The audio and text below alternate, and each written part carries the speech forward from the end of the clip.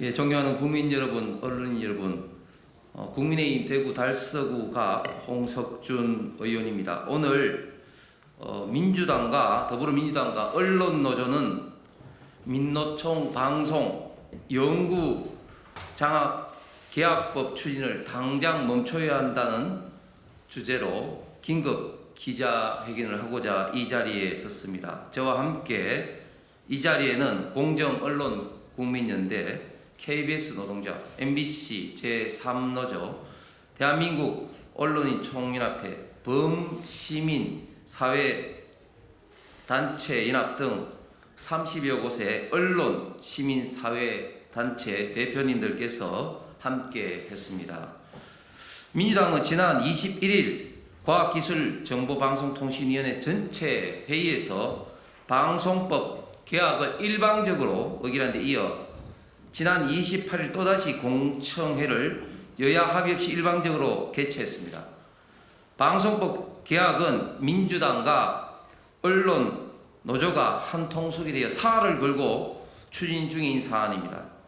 민주당은 4월 본회의 통과를 목표로 현재 입법 폭주를 하고 있습니다. 국내 대표 공영 언론사들의 사장 선출 방식을 바꾸겠다면서 이견을 달리하는 쪽의 의사는 제대로 확인조차 하지 않고 일방적으로 밀어붙이고 있습니다. 평소 입만 열면 민주적 절차와 방송의 정치적 독립성을 강조해온 민주당과 언론노조의 극단적인 자기 모순이자 내로남불입니다. 계약법의 핵심은 공영방송사장의 추천 권한을 가진 이사 구성의 과도한 불균형입니다. 총 수만 명 이사 중 평소 언론노조와 한몸처럼 활동해온 방송기자연합회, 한국PD연합회, 방송기술인연합회가 무려 6명의 추천 권한을 갖도록 되어 있습니다.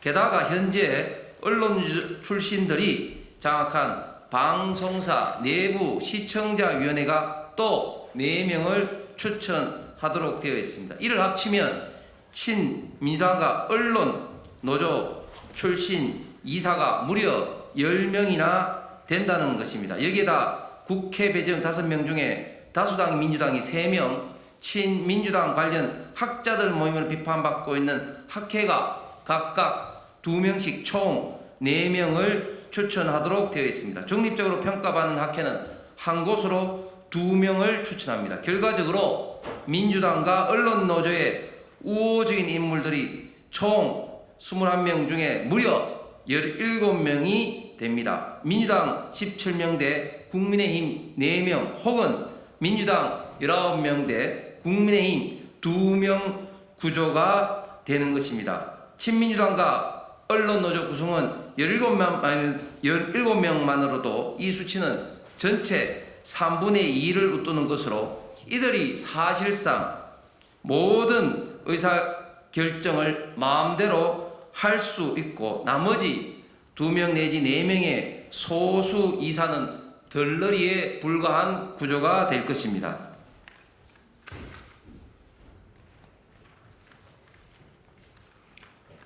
나머지 설명드리겠습니다. 공정언론국민연대 대표를 맡고 있는 최수입니다.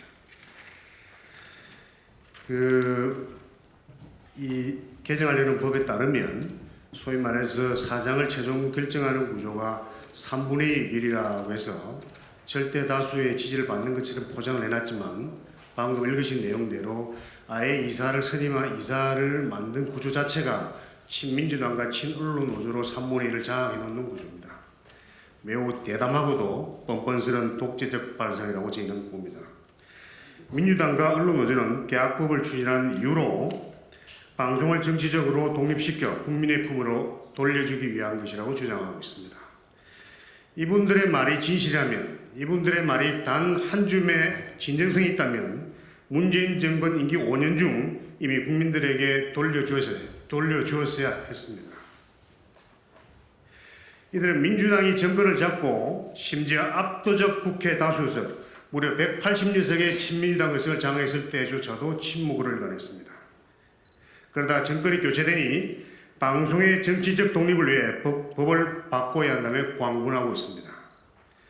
이분들의 진짜 의도는 지난 5년 이상 계속 해오고 있는 민주당 위주의 극단적인 편파 방송을 영구히 하겠다는 것에 다름이 아닙니다. 더러운 방송 자극을 숨기고 국민을 헌화하기 위해 방송의 정치적 독립이니 국민에게 돌려주기 위한 것이니 정치적 후견주의 배제라는 허울 좋은 명분을 갖다 붙이고 있는 겁니다. 우리는 현재 추진 중인 계약법은 첫째, 민주당과 민주당의 유력 정치인을 영구히 성역화하려는 시도로 간주합니다. 둘째, 민주당 정권 출범 후 5개 공영 언론사를 완벽하게 장악한 민노총 언론노조의 기득권 보장을 위한 처절한 몸부림으로 규정합니다. 우리는 공영언론 정상화를 영원하는 모든 언론, 시민사회단체, 정치단체와 연대해 이 무도한 폭거를 단호히 분쇄할 것입니다. 당장 다음 주부터 국회 앞에서 무기한 릴레이 시위를 전개해 나갈 것이며 방송학법 제재를 위해 모든 수단을 동원해 총력 투쟁에 들어갈 것입니다. 감사합니다. 추가 발언 있겠습니다.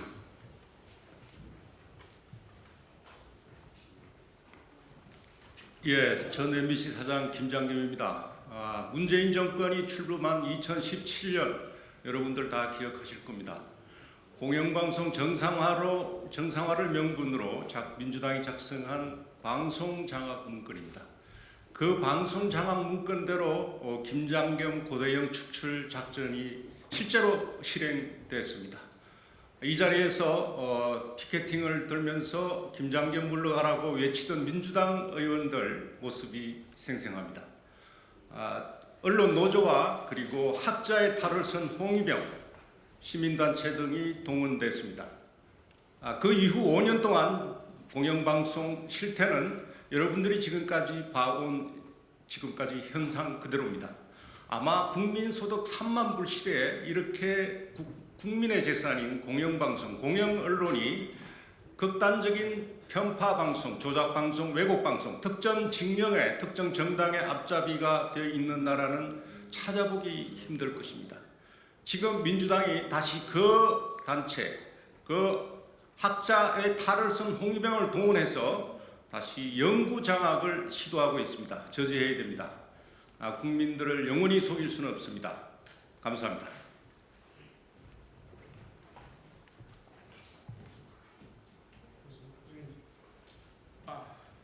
네, 안녕하십니까. 지금 KBS 노동조합 허성건 위원장입니다. KBS 노동조합은 비민노총 안에 현업자들이 같이 뭉쳐서 만든 노동조합입니다. 어저께 한상혁 구속 촉구 집회를 열었지만 공영 언론에서는 한 줄도 나오지 않았습니다. 이게 바로 특정 세력이 공영 언론을 장악했다는 증거 아니겠습니까? 그리고 지금 우리가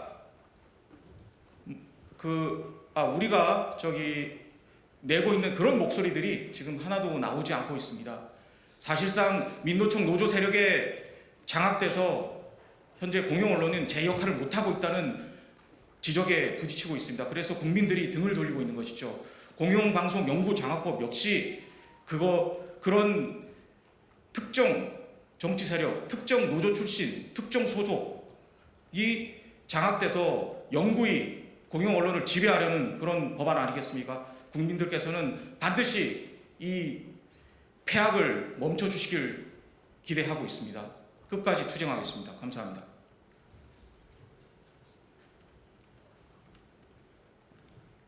예, MBC 노동조합 제3노조 비상대책위원장 오정환입니다. 언론계 안에서 민주당의 방송법 개정안에 찬성하는 사람들은 특징이 하나 있습니다. 최근 들어서 공정보도라는 말을 잘 하지 않습니다. 대신에 내세우는 게 방송의 독립이거든요. 방송의 독립 좋습니다. 필요합니다. 꼭 있어야 되죠. 방송은 정치나 여러 이해관계로부터 독립되어 있어야 합니다. 다만 그렇게 방송이 독립되어서 무엇을 해야 할지 그들은 말을 하지 않고 있습니다. 방송이라는 것은 궁극의 목적 그리고 기본적인 의무는 공정보도입니다. 언론노조도 2017년 이전에는 공정보도라는 말을 많이 했습니다. 그러더니 MBC KBS를 장악한 이후로는 슬그머니 그 말이 사라졌습니다. 자신이 없는 거겠죠. 그래서 저는 그 2017년 이전의 방송과 2017년 이후의 방송 무엇이 더 불응정보도가 심했는지에 대해서 언론노조 측과 토론을 할 것을 제안합니다. 저는 그 토론을 통해서 언론노조가 공영방송을 영구 장악하는 것이 왜 안 되는지, 그것이 왜 대한민국의 민주주의를 위협하는 것인지를 밝힐 수 있다고 생각합니다. 감사합니다.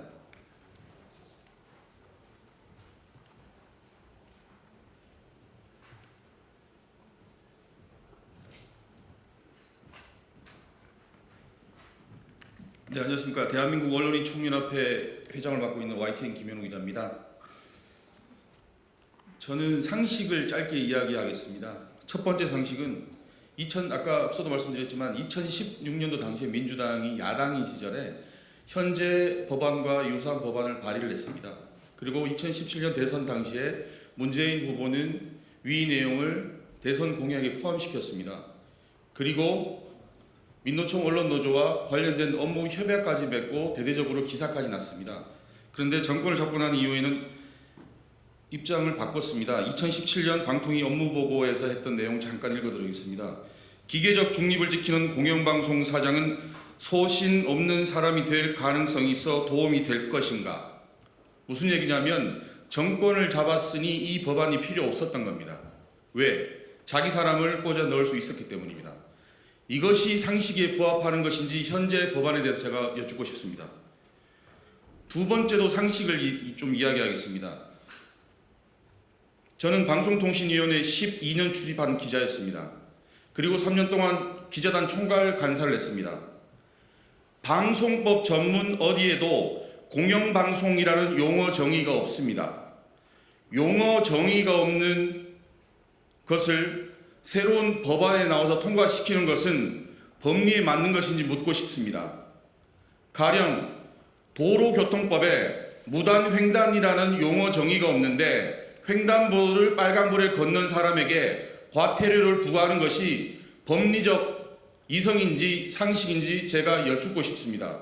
현재 방송법 개정안을 하시려면 방송법 내에 용어 정의부터 먼저 만드셔야 그게 법의 상식에 부합하는 것일 것입니다.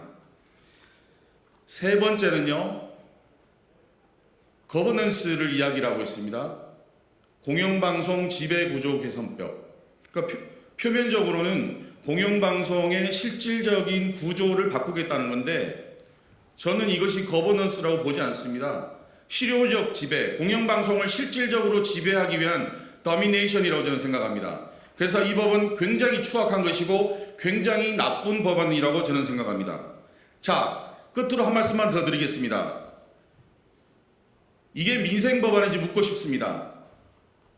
3월 1일 날 3.1절 날 민주당 의원님들은 민생 법안을 통과시키기 위해서 국회를 열었다고 제가 알고 있습니다. 당시 국회 현장에 몇 분이나 계셨는지 여쭙고 싶습니다. 관련해서 이 방송법이 정말로 민생에 어떤 밀접한 관련이 있는지 어느 분이 좀 말씀해 주셨으면 좋겠습니다. 끝으로 한 말씀만 더 드리겠습니다. 이 법이 독일의 법안을 가져왔다고 하시는데 제가 아는 상식은 이렇습니다. 정말로 방송 관련, 미디어 관련된 법안이 국민의 생활과 실질적인 연관 있는 상황이 변화를 한다면 전국을 돌면서 공청회를 하고 국민들의 의견을 듣습니다. 상식입니다. 교과서에 있습니다. 저널리즘 교과서에 있습니다. 미국 FCC나 영국 오프콤도 그렇게 하고 있습니다. 왜? 그것이 실질적으로 건전한 여론 형성과 건전한 언론 환경에 매우 중요한 역할을 하기 때문에 그렇습니다. 과연 이 법안이 외국에서 유사한 내용을 차용했다고 하시는데 외국에서 법을 만드는 그 과정을 절차를 조금이라도 따라 하셨는지 정말로 되묻고 싶습니다. 이상입니다.